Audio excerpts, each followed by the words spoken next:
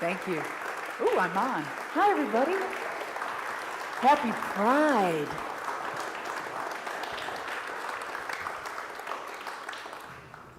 Good morning, everyone. Good morning. Welcome to the Forum at St. Bart's. My name is Peter Thompson. I serve as the vicar here, and together with my colleague Zach Nyane, our Senior Associate Rector, we are delighted to welcome all of you, and most importantly, our special guest, Jane Lynch. Thank you so much.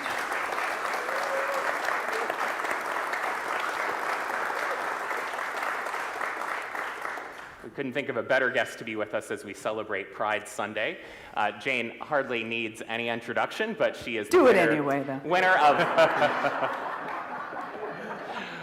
Winner of 5 Emmys, 2 Screen Actors Guild Awards, 1 Golden Globe. She was, of course, Coach Sue Sylvester on Glee, played Sophie Lennon in Marvelous Mrs. Maisel. She's hosted Hollywood Game Night and The Weakest Link, and she's now starring as Mrs. Bryce Fanny's mother on the Funny Girl revival on Broadway. Thank you. And before we get going, I want to say a special thanks to David Carson and Barry Hoff, who helped convince Jane to be with us to celebrate this morning. It was an easy sell, and also let's give a warm applause to David. It's his birthday today.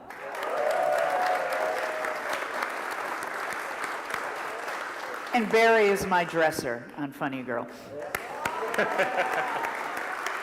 And Mary is my best friend. So Jane, it's Pride Sunday. Mm-hmm. What does Pride mean for you, especially this year? We've been through some tough times with COVID. This past week with the Supreme Court was tough on a lot of folks. How do you celebrate in the midst of all of that? Well, I think it's just an affirmation that we really need right now, that we are all one.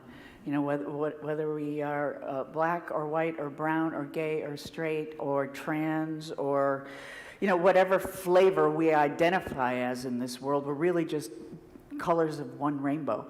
And I think we need that message more than ever right now, because there is a faction of people determined to split us, just determined to make enemies for their own, greed and their own power, to make enemies out of us, because when we're fighting, we're weak, and then we can be controlled and manipulated, and that's what's happening. So it's important, especially on Pride Sunday, to say, no, we are all one. Don't let them put that wall between us. Well, thank you. You're welcome. Speaking of rainbows, you are perhaps best known for your array of rainbow-colored tracksuits. That's true. Now, Jane, you are a star. You have been in Christopher Guest movies, Talladega Nights. You're currently starring on Broadway. But for my generation, you will always be Coach Sue Sylvester. So let's talk a little bit about Glee. Love it. Glee was such an amazing moment for LGBTQ+ represenation in the media. Did you know it was going to be such a phenomenon and such a turning point? I knew that there would be a rabid following. I knew that there were musical theater people out there who would love it. But it became a bigger phenomenon than just that.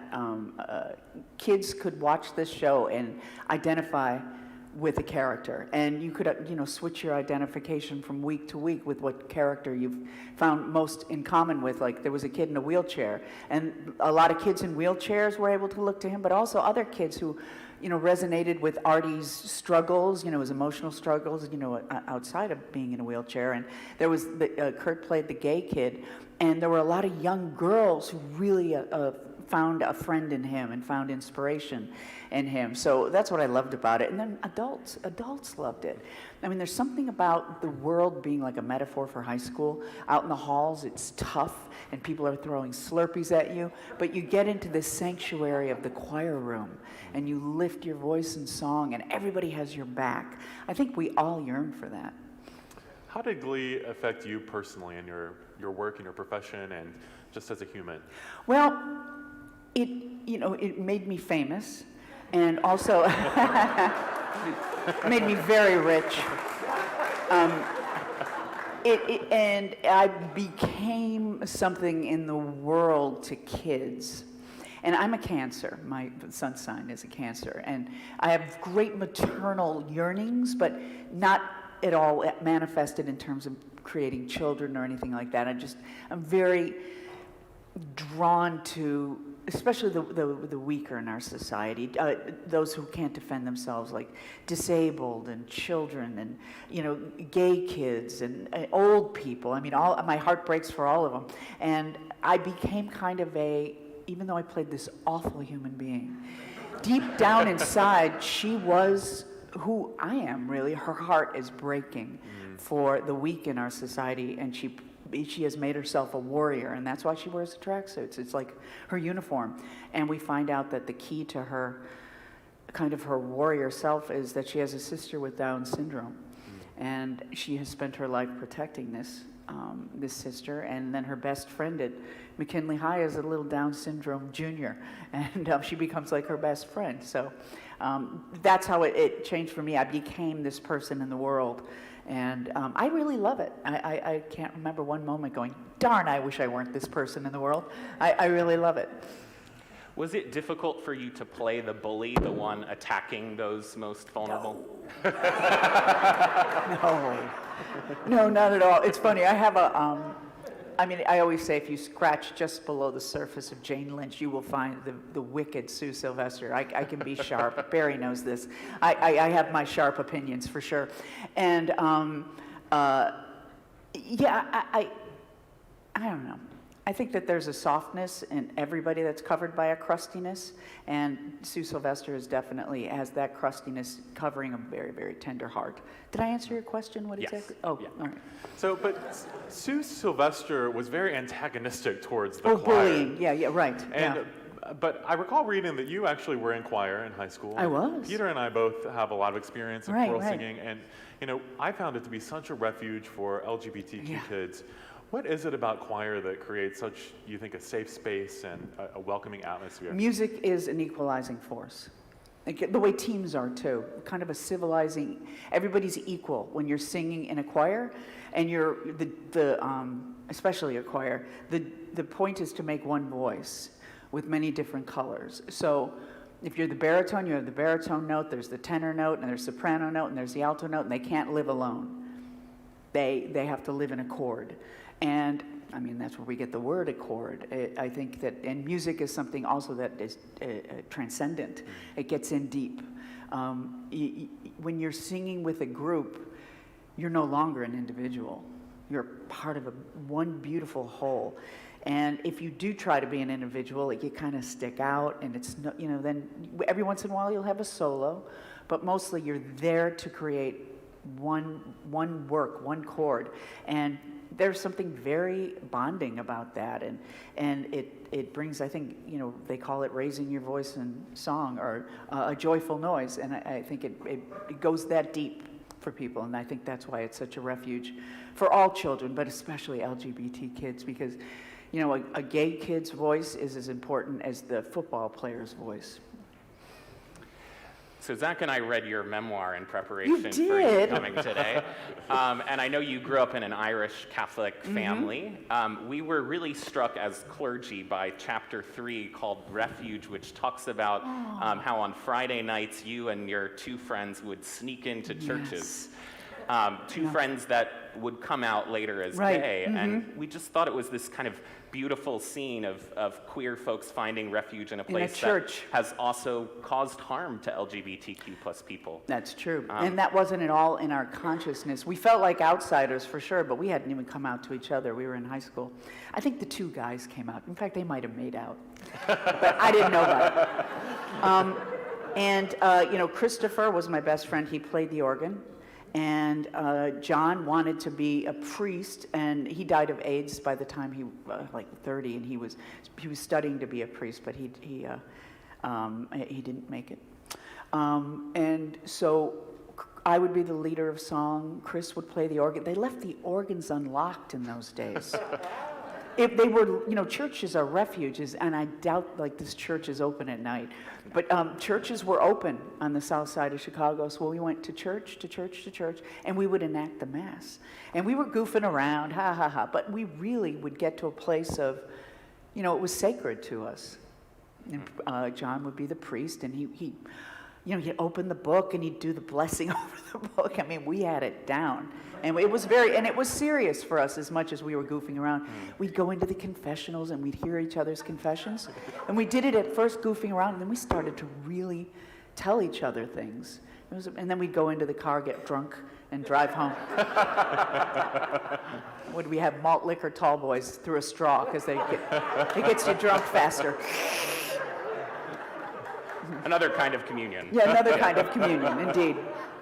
And do I recall you skipping, in your memoir, skipping choir class in Yes. high school to go, eat fast food and Yes. imposing ashes Yes. from cigarettes? I'm going on Ash straight to Wednesday? hell. Yes. And I never wanted to miss choir, but my friend was a terrible influence on me, Christopher. And we would go to, the name of the restaurant was Sambo's. There were a bunch of them all over, but it was called Sambo's. And of course, we didn't know that it was a horribly racist term. And we would sit at the counter, and we'd also take the waitress's tips. I don't think I admitted that in the book, but that was Chris again, not me. But I was like, okay, just so terrible. We would drink coffee, and we'd do this on Ash Wednesday, and then we'd put out our cigarette and give each other, say, well, we went to church. I'm going to hell, I told you. Those church gays and their organs. Yeah. Now, your friend John, he never became a priest. No, he didn't. No. He also, to be a priest is academically rigorous, and he wasn't great at school, but he ended up in his parish, St. Victor's in Calumet City, Illinois. He lived in the loft right near the organ, and he lived there until he got sick. Well, it's come full circle. You're sitting between two gay priests. I know, I love it. I wish he would have known that he could be. Well, the Catholic Church still wouldn't let him be a priest, probably, if he were open about it. Well, we have this thing called the communion of saints in the church, so maybe in some way he's with us today, Yes. perhaps as spirit. So what was it like growing up as a young gay girl in Dalton, Illinois. Dalton, Illinois? Well, nobody was gay. I mean, I'm sure there were a lot of gay people. Probably even married mothers and fathers were probably gay, but nobody was out. I didn't even know the word gay until I was about 12, and friends of mine were going to Fort Lauderdale for vacation, and she said, "Oh yeah, guys walk down the beach holding hands, and they're gay." And I went, "Oh!" And inside I said, "I'm the female version of that." Oh my God, I'm the female. And of course, she said it with contempt, and she's gay now. So that was the first I'd heard of it, and that it was a thing, and I probably had it. I diagnosed myself. You've had a long and very successful career in television, film, on the stage as an out person. When did you make the decision to be out in your professional life, and what has it been like?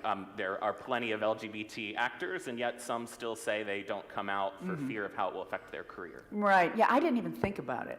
And I played character parts, so I don't remember making the decision. I think if I were an ingenue, to finish that point, the female lead, if I were a Meg Ryan or a Michelle Pfeiffer or something like that, which I clearly am not, I probably would have, been more afraid.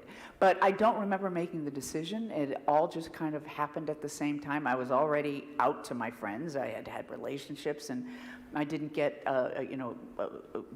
known until I was about 40, and I was just an out person at that point. So everybody knew I was out, and then of course you get asked to do things like this. You're a person who's out and about in the world living a life, and there are gay people in our community who are afraid to do that or don't think it's possible. So will you come to this event? And so I started doing things like this. And your wife Mary is here today? She's not my wife. Oh. But what's so funny is everybody thinks she is. Sorry. We've been friends since, what year would that have been? 82? No. We had a hiatus in there for a little while. 1980. And we went to college, and she would understudy me, and then I would understudy her, and then she would understudy me, and I would understudy her. We've been close friends. We're like sisters. But my wife's name is Jennifer, and we've been together for many years, but we just got married in November for insurance purposes. Thank you. Very romantic. Congratulations. Sorry, Mary. She's fine. In addition to Pride Sunday, today, June 26th, is, I believe, exactly the 7th anniversary of marriage equality in this Is country. it? So, I didn't know that, so that's wonderful. Congratulations to us. how's it been so far? Pardon me? How has it been so far? The marriage? yeah. Oh, excellent. We're best friends, and we've known each other since we dated in 2002 until about 2004, and we shared a dog, so we stayed in contact. And she went and got a degree at Berkeley at the age of 50. And when she came back, I said, let's just move in. So she moved in with her son, and he has autism. He's 30, and he lives with us, and he's a saint. He's a doll. And we just have a really beautiful life. We live in Santa Barbara, and we're very happy. Yay! I wish that for all of you, too. Your own version of it. That's my version of it. I wonder if you'd be willing to talk a little bit about Funny Girl. I had the Sure. chance to see you in it last week, and you were, of course, amazing. Thank you. It occurred to me that it's also this story about acceptance and Yeah. inclusion. Yep. This actress who's doesn't look like the typical actress, who Yeah. doesn't love the right person in the right way, Right. and yet she makes her way through life. Yeah, she's got a fortitude and a resilience and a sense of herself that is really inspiring. Fanny Bryce, in real life, and in the story of Funny Girl, is just, they say in the first song, she's not a standard size that fits a standard dress. She's just not, if a girl isn't pretty like a Miss Atlantic City, she should dump the stage and try another route, is basically what people have been telling her all her life, except her mother, who believes in her. And so she's been hearing that, and in spite of that, in spite of people telling her that she'll never get it and that she's wrong, who she is just constitutionally wrong, which we're all familiar with, being gay people, or having anything about us that just doesn't fit that straight and narrow societal the rules. They kind of become outcasts, but this girl has such spirit and just perseveres no matter what, and knows that she's the greatest star by far, and knows she has a bright light, and it just needs an opportunity to shine. And so she makes her own opportunities, and she was not invited to the party, so she throws her own, basically. And I know that this was a show that you and your mom had a relationship with. Right. My mother was, I always say she's Irish and Swedish, but the Swedish wins out. She's a little stoic and can be a little withdrawn and a little cold. But boy, did her Irish come out around musical theater, and she would play the cast albums. And Funny Girl was our favorite. We bonded on it. And when I started doing show business things, and I'd call her and leave a message on her answering machine and say, I got a spot on a sitcom, and then she'd call me back, and on my answering machine she would sing, "Who taught her everything she knows?" And I'm singing that on Broadway.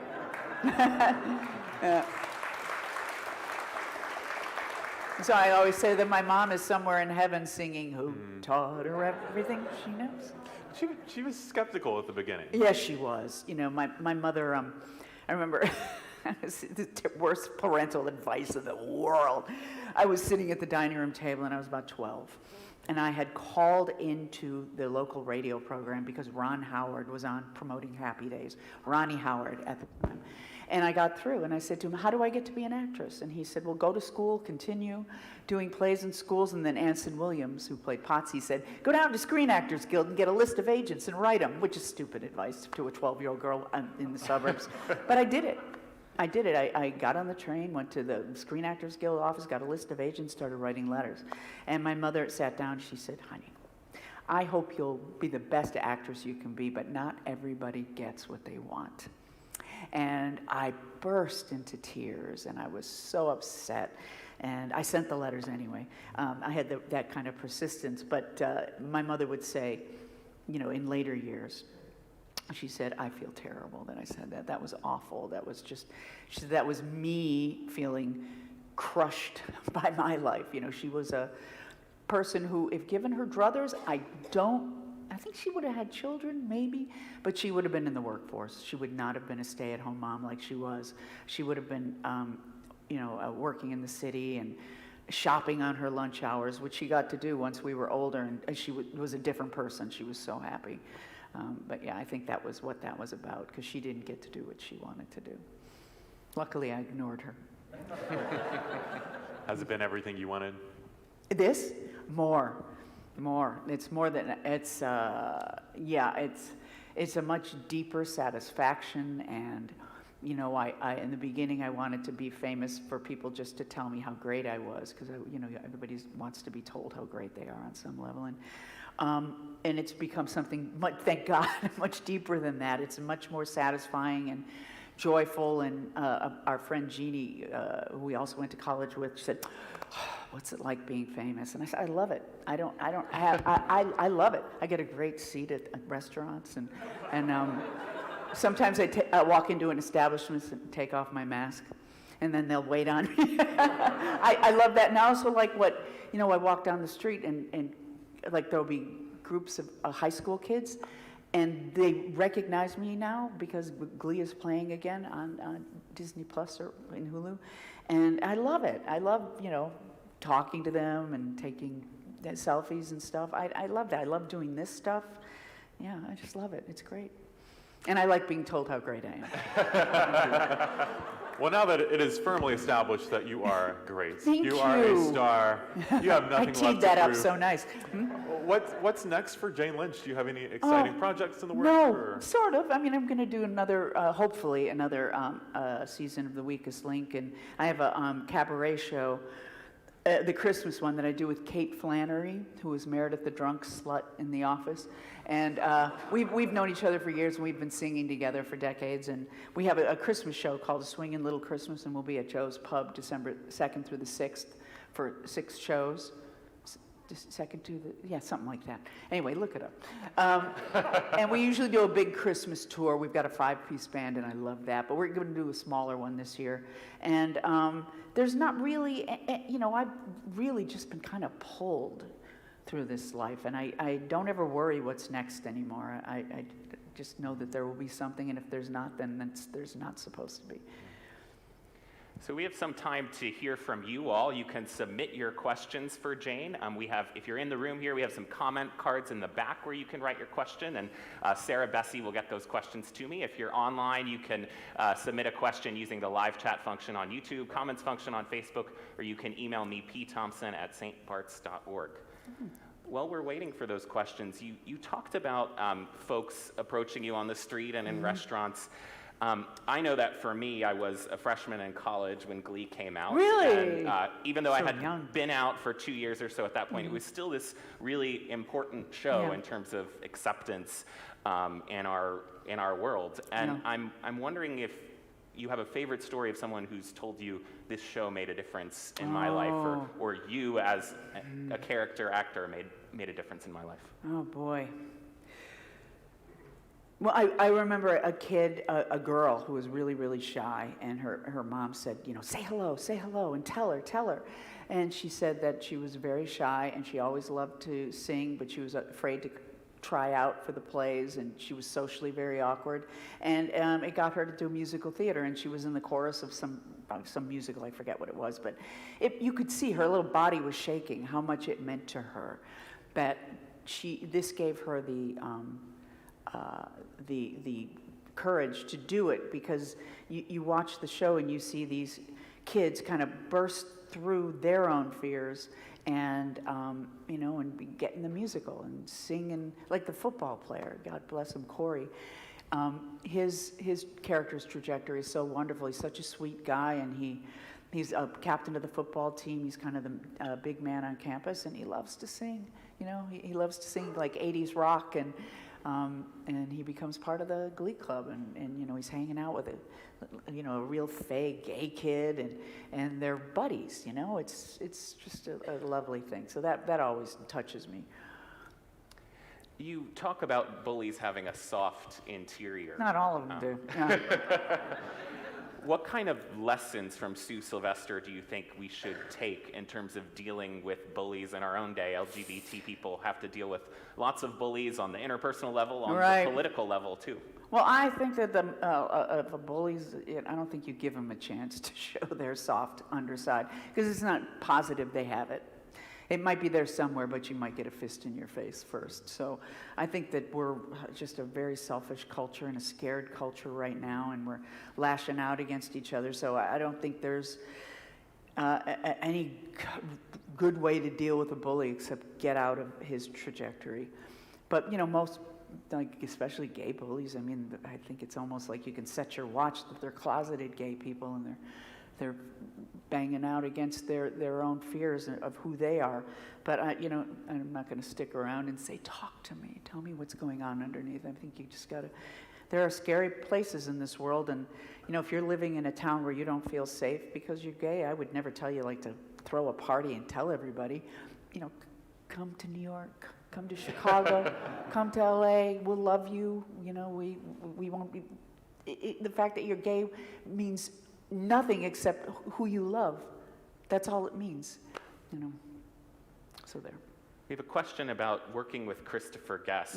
Before Glee, you had another kind of big moment in your career when you were in Best in Show. Can you talk about what that was like and Yes. the role that improvisation has played in your Sure. career? Well, do you remember Waiting for Guffman? Yeah, that was like my favorite film in the world, and so it was a preposterous fantasy come true to be asked to be in Best in Show. I was auditioning for a commercial for Kellogg's Frosted Flakes, and I got called back, and the director was there, and it was Christopher Guest. So I got that gig, and then he said, while we were shooting this, he said, I do movies. And I'm like, yeah, I know. Waiting for Guffman was like my favorite thing in the world. And he's kind of a cold guy. He's kind of doesn't give you very much. Maybe we'll work together someday. And I said, oh, great. He's a cold guy, but with a very tender center. And then I was invited to do Best in Show, and it was such a big deal to be a part of that ensemble. And I remember seeing the poster in a movie house for the first time, and I'm in it. And it was a huge deal, and I was scared to death too. I never felt I was that great of an improviser. Like with Second City, I was in the touring company, and I never did the straight raw improvisation where you're creating something from almost nothing, and that scared the heck out of me. But with Christopher Guest, that kind of improvisation it's more feminine. You're not going for the punchline. You're not, it's more about the foreplay. It's not about the orgasm. And it's more meandering. And he doesn't like jokesters. He doesn't like, like if you come in with a joke, it's funny. And it won't get in the movie. But it's about behavior and relationships. So, we all show up given some background information about our characters, and the wardrobe person is at our disposal. The set person says, what do you think your house looks like? And you build this character, and John Michael Higgins always says, you pack heavy. You have more than you'll probably ever need. So I prepare for those characters. I do more character work on that stuff than anything, because we're making it up ourselves. But when the camera rolls, there's no pressure on you to do something funny. It's really just, sometimes the takes would go on for 5 minutes.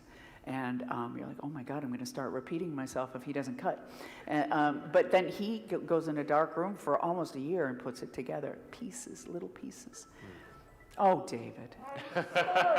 It's your birthday, and I'm going to allow it. It's time for a pill. Is it really? There's your water. And here's my pill. And there's your pill. Oh, look, you have your pill bag with you.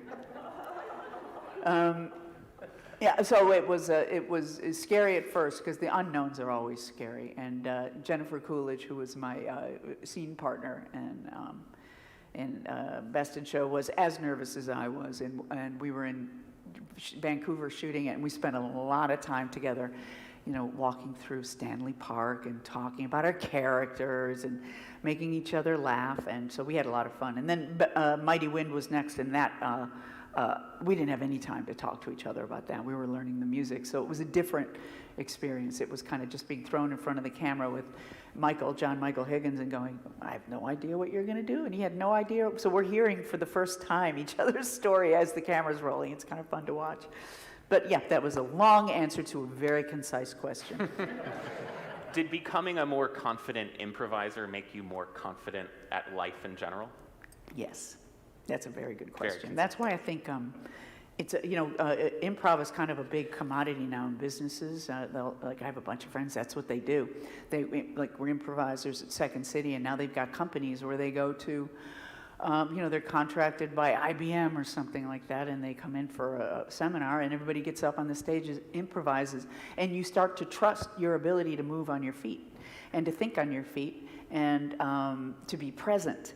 And I think it's a great thing. You know where I really got a lot of training in that particular mode of performance was I did home shopping in Chicago. The first home shopping network was called America's Shopping Place, and it was on 24 hours a day. And I worked the 11 p.m. to 3 a.m. shift taking live phone calls. Imagine who's calling in at 2 in the morning. Live. No delay.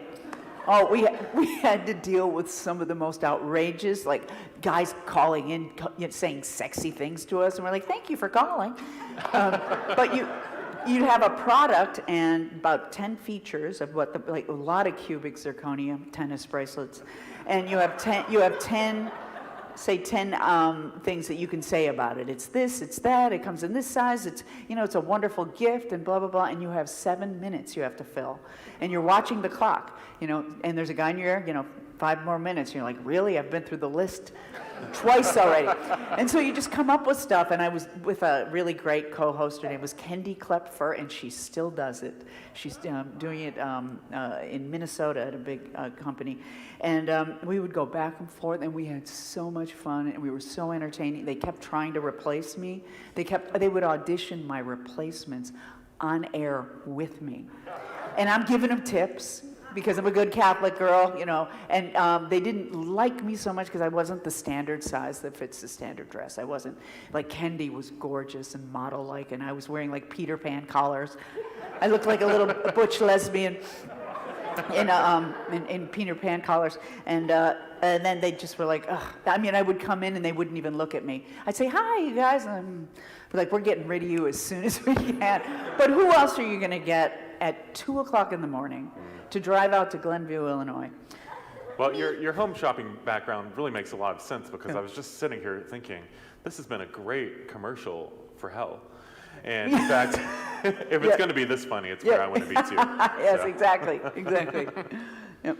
Anything else? We have a few questions about Glee. Yeah. One, your character, Sue Sylvester, had relationships with folks who had Down syndrome, as you talked about, and you as an actor worked with actors with Down syndrome. Yes. What did that experience teach you about those who live with Down syndrome? Oh, that's pure heart. They're pure. They're angels on this earth.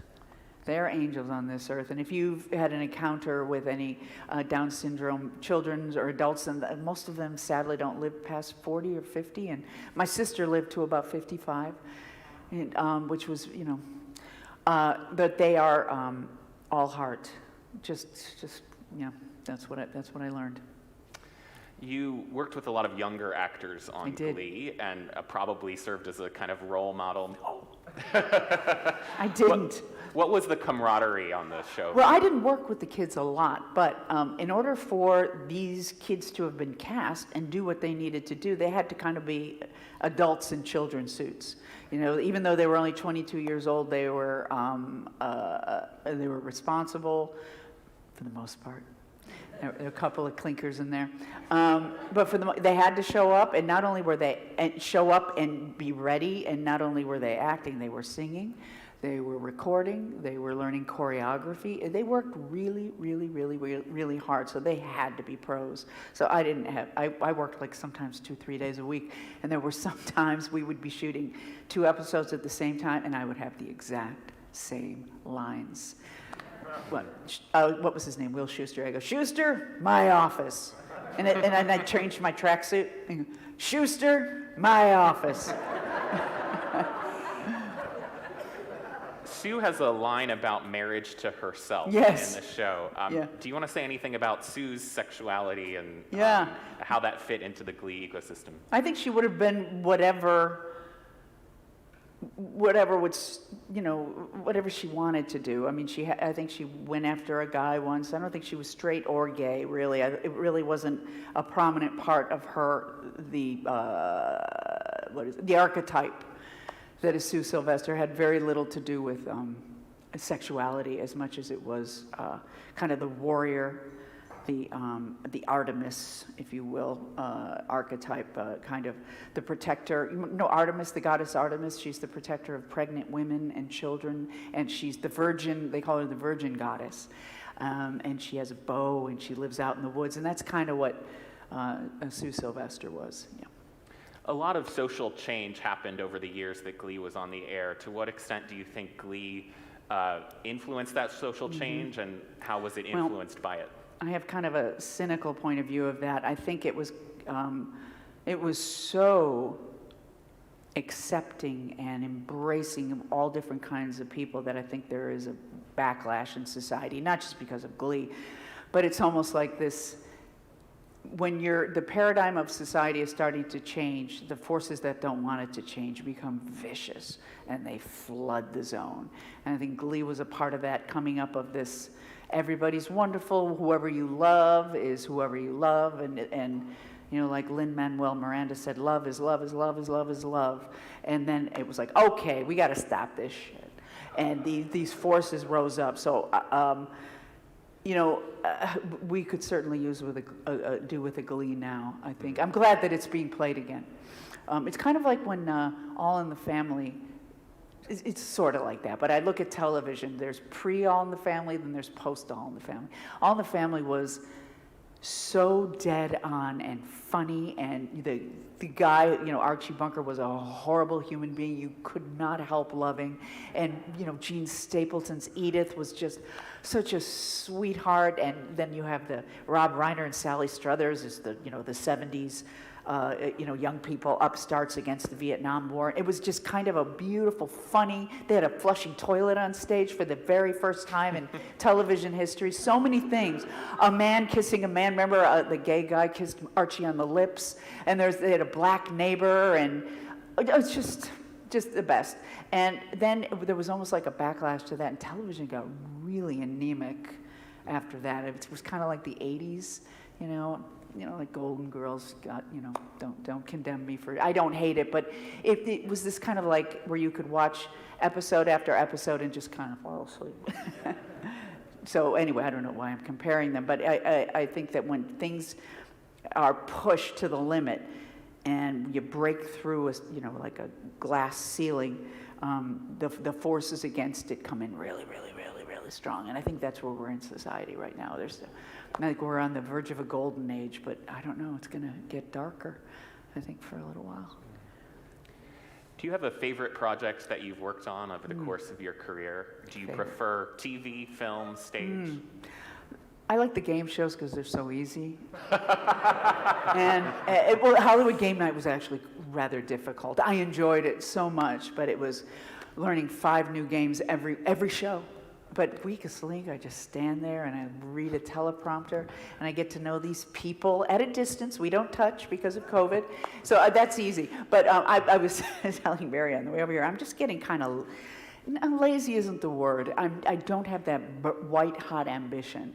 Like, what's next? What am I going to tackle next? I don't have that. So what was my favorite in the past, I kind of can't even remember.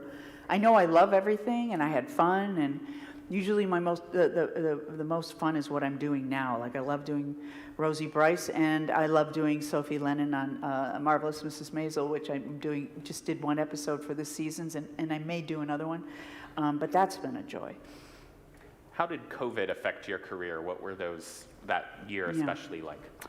Gosh, I spend a lot of time at home. Even though it looks like I'm very busy, I'm not. I work in clumps of time. So COVID, and I'm a homebody, it didn't affect me that much. And I would continue to do animation. I do voices for animation. Continue to do that for a while in my own house. They set me up, and then we just started going to studios and, doing it safe with masks and everything. Once we talk, we take the mask off. But it didn't affect me that much. And I know it affected other people a lot, and I know it was really tough here in New York. It was just awful. So we have time, I think, for just one more question from each of us. I'm wondering, we're celebrating Pride today. You're someone that seems to be proud of yourself in a really healthy way. Other people struggle with that kind of self-confidence. To younger folks, to those who are struggling, what kind of advice do you have for them? Well, yeah, I think we've become really selfish, and we're focused on ourselves and suffering maybe even more than we need to, because we're not getting love from each other. So what I would say is, if you don't feel like you're getting it, just start giving it. And then that is so esteem building, to help somebody else out, to smile at somebody, to small talk with someone on an elevator. Connect yourself to society, and you won't feel so all alone. And go where the warmth is, go where the light is. And you'll find it once you decide that that's what you want, and you open yourself up and you take the chance of connecting, and of being hurt and of having your heart broken. Well, Jane, thank you so much for being here with us today. If we're being honest, religion writ large is not having a very good moment this week, as we've been processing the overturn of Roe versus Wade and religion's place in that dynamic. So I'm wondering, what made you still say yes to Barry's invitation and agree to come, of all places, on Pride Sunday to church? I think that there's a light and shadow to everything, and the light of church is so bright and sacred, and it's gorgeous, and it's communal. And then the shadow, of course, is when people use it as a weapon. And that's what we're experiencing in other places. But I knew it wouldn't be here. I knew that this is where the light would be. And if this is where Barry and David go, this is where I want to be.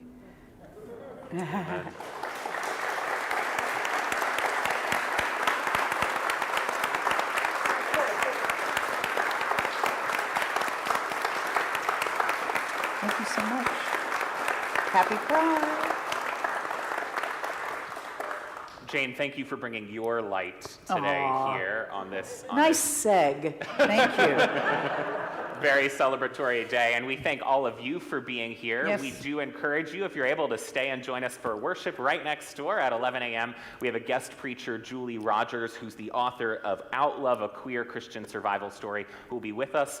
We also hope you'll join us for, there should be cards on your seats with our upcoming forum presentations in the month of July. Next week, we'll be having a conversation about our country as a country of immigrants, and talking about how, as we celebrate Independence Day, how immigrants contribute to the American story. Thank you, Jane. Thank you all for being here. Thank you, Jane. Thank you.